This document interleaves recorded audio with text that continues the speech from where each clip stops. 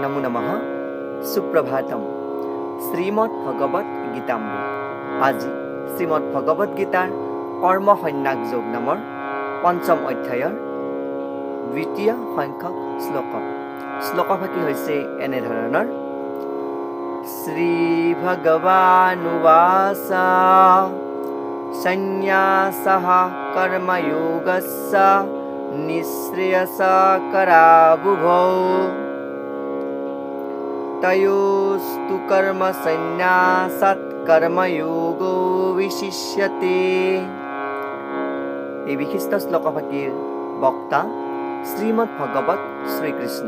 শ্লোকভাগীৰ অসমীয়া অৰ্থ হৈছে এনেধৰণৰ পৰমেশ্বৰ ভগৱানে ক'লে কৰ্মৰ ত্যাগ আৰু সেৱাৰ মনোভাৱেৰে কৰা যি কৰ্ম অনুষ্ঠান সেই দুয়োটাই মুখ্য লাভৰ বাবে উত্তম, কিন্তু এই দুয়োটাৰে ভিতৰত কৰ্মৰ ত্যাগতকৈও সেৱাৰ মনোভাৱেৰে যি কৰ্ম কৰা হয় সেই আদৰ্শ অধিক ভাল বুলি কোৱা প্ৰসংগত ভগৱান শ্ৰীকৃষ্ণই সখা অৰ্জুনে পঞ্চম অধ্যায়ৰ প্ৰথমতে কৰা শ্লোকৰ প্ৰসংগক্ৰমে বা প্ৰশ্নৰ উত্তৰক্ৰমে এই শ্লোকভাগীৰ অৱতাৰণা কৰিছে।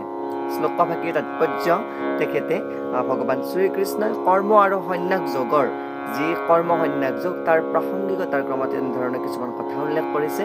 তাৰ ভিতৰত ভগৱতৰ শ্ৰীমদ্ ভগৱতৰ কিছুমান পংক্তি উদ্ধৃত কৰিছে।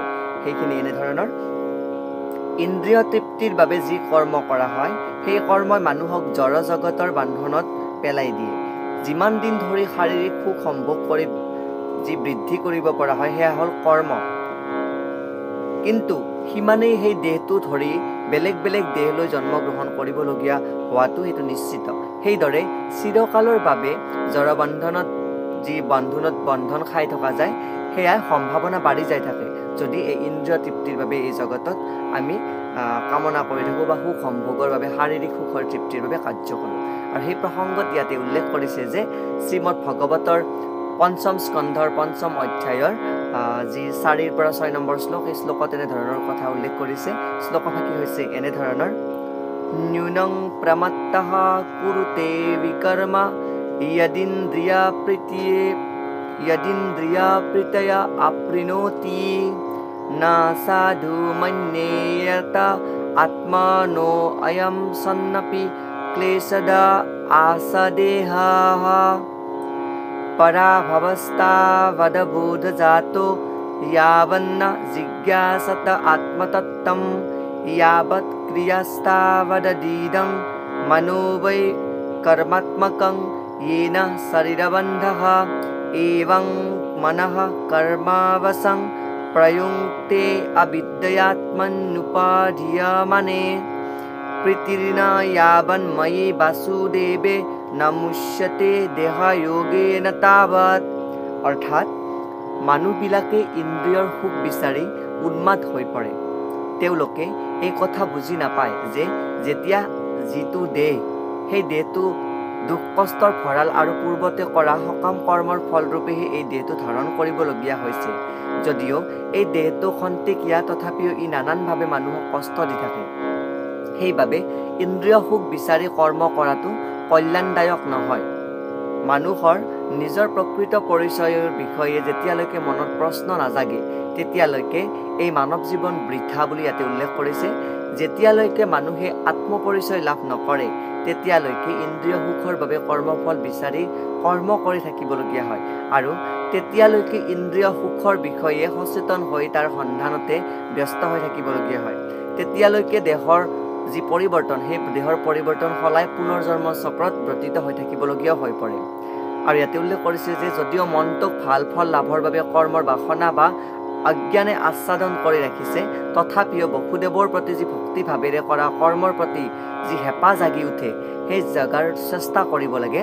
কেৱল এইদৰেহে জড়বন্ধনৰ পৰা মুক্তি হোৱাৰ সুযোগ লাভ কৰিব পাৰে বুলি শেষত ইয়াতে উল্লেখ কৰিছে যে বাসুদেৱ বা ভগৱান শ্ৰীকৃষ্ণৰ পৰম চিন্তাৰ দ্বাৰাহে এই কৰ্মবন্ধনৰ পৰা মুক্তি লাভ কৰিব পাৰি। ভগৱত পুৰাণত এইখিনি কথা উল্লেখ কৰিছে।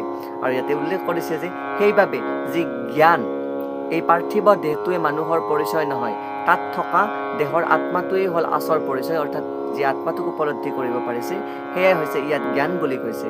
আৰু এই জ্ঞানৰ দ্বাৰাহে মুক্তি লাভ কৰিব পাৰি, অন্যৰ দ্বাৰা মুক্তি লাভ কৰাটো সম্ভৱ নহয় বুলি তেওঁ উল্লেখ কৰিছে। জীৱাত্মা ৰূপে কিছুমান কৰ্ম কৰিবলগীয়া হয়, নহ'লে জড় বন্ধনৰ পৰা নিষ্কৃতি পোৱাৰ উপায় নাই। কৃষ্ণ ভাৱনাৰে কৰা কৰ্ম কিন্তু সকাম কৰ্মৰ পৰ্যায়ত নপৰে। পূৰ্ণ জ্ঞানেৰে কৰা কৰ্মইহে তত্ত্বজ্ঞান লাভ কৰাৰ ক্ষেত্ৰত অগ্ৰগতি লাভ কৰে বুলি ইয়াতে উল্লেখ কৰিছে। আৰু ইয়াতে উল্লেখ কৰিছে যে যেতিয়া শুদ্ধ চিত্তৰ যি পৰিৱৰ্তন নঘটে তেতিয়া ফলৰ আশাৰে কাম কৰি থাকিবলগীয়া হৈ পৰে। কিন্তু কৃষ্ণ ভাৱনাৰে কৰা কৰ্মৰ যি সহজতে সকাম কৰ্মৰ ফালৰ পৰা হাত সাৰিব পাৰি আৰু জাগতিক স্তৰলৈ দুনাই আহিবলগীয়া নহয়, অৰ্থাৎ কৃষ্ণ ভাৱনাৰ দ্বাৰা কৰা যি কৰ্ম য'ত নিষ্কাম ভাৱৰ জাগ্ৰত হয়। গতিকে কৃষ্ণ ভাৱনাৰে কৰা কামক সদায়ে কৰ্ম সন্ন্যাসতকৈ শ্ৰেষ্ঠ বুলি কৈছে। যি সন্ন্যাস সকলো বস্তু ত্যাগ কৰি বনত পৰিভ্ৰমণ কৰি থকা হয়, কোনো বস্তুৰ প্ৰতি লোভ লালসা নাথাকে, কিন্তু সেই কাৰ্যতকৈ যদি কৃষ্ণ ভাৱনা সম্পন্ন হৈ যি কাৰ্য কৰা হয় সেই কাৰ্য হৈছে কৰ্ম সন্ন্যাসতকৈ শ্ৰেষ্ঠ বুলি। কৰ্ম সন্ন্যাসৰ বেলিকা দুনাই জড়জাগতিক স্তৰলৈ পতন হোৱাৰ ভয় নাথাকে, কিন্তু কৃষ্ণ ভাৱনাৰ অবিহনে কৰ্ম সন্ন্যাস অসম্পূৰ্ণ বুলিও কৈছে। অৰ্থাৎ যি কৰ্মত নিষ্কাম ভাৱনা থাকে, সন্ন্যাসত যি নিষ্কাম চিন্তা থাকে, সেই ত্যাগো কৃষ্ণ ভাৱনা অবিহনে সফল নহয় বুলি কৈছে। আৰু সেই প্ৰসংগত শ্ৰী ৰূপ গোস্বামী প্ৰভুপাদে ভক্তি ৰসামৃত নামৰ তেখেতৰ বিশিষ্ট গ্ৰন্থখনত এটি শ্লোকৰ অৱতাৰণা কৰিছে। শ্লোকটি হৈছে এনেধৰণৰ: প্ৰাপঞ্চিকতয়া বুদ্ধ্যা হৰি সম্বন্ধী বস্তুনঃ মুমুক্ষুভিঃ পৰিত্যাগো বৈৰাগ্যং ফলগু কচ্যতে। অৰ্থাৎ যেতিয়া মানুহবিলাকে মোক্ষ লাভৰ হেঁপাহেৰে পৰম পুৰুষ ভগৱানৰ লগত জড়িত বস্তুবিলাককো জড়জাগতিক বস্তু বুলি ভাবি ত্যাগ কৰে, তেতিয়া তেওঁলোকৰ সন্ন্যাস যি ৰূপটো সেই অসম্পূৰ্ণ হৈ ৰয় বুলি ইয়াতে উল্লেখ কৰিছে। অৰ্থাৎ সন্ন্যাসটো তেতিয়াহে সম্পূৰ্ণ হয় যেতিয়া এই জ্ঞানৰূপে যে জগতত যি আছে সেই সকলোবিলাকে ভগৱান আৰু কোনেও নিজকে নিজে কোনো বস্তুৰ অধিকাৰী বুলি নাভাবে বা ভাবিব নালাগে। এই কথা বুজাৰ দৰকাৰ যে যথাৰ্থতে কোনো বস্তুৱে নিজৰ অধিকাৰী নহয়। এইদৰে কৃষ্ণ ভাৱনাৰে বস্তুৰ যি আশা, সেই আশাক ত্যাগ কৰি বিশুদ্ধ ৰূপৰ কামটোক মায়াবাদী দৰ্শনৰ অনুগামী সন্ন্যাসী এজনৰ যিটো কৃত্ৰিম পৰিমাণ, সেই সন্ন্যাস বা ত্যাগতকৈও শ্ৰেষ্ঠ বুলি ইয়াতে শ্লোকৰ প্ৰসংগক্ৰমে ভাষ্যকাৰে উল্লেখ কৰিছে। এয়াই শ্লোকভাগীৰ সৰল গুণাৰ্থ। ধন্যবাদ।